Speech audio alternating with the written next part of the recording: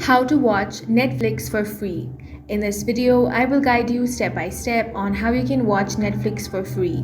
Now, open up any web browser. Here, if you search Netflix free trial, you will see that Netflix no longer provides a free trial directly. However, there is an alternative. Instead of Netflix free trial, you want to search T-Mobile Netflix. Then, you want to open the official T-Mobile link. This video notes that this offer is not available in all the countries. It is commonly available in United States depending on your phone plan. Now you want to choose your country. After that, click on the How do I activate option.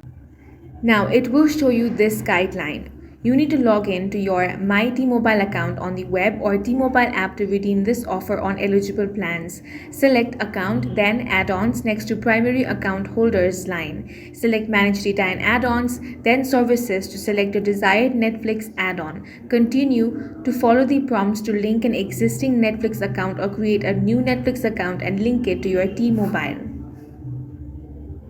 And that's it. This is how you can easily get Netflix free trial even though it is no longer available. And that's all for this video. If you found it useful, make sure to hit the like button and subscribe for more videos like this.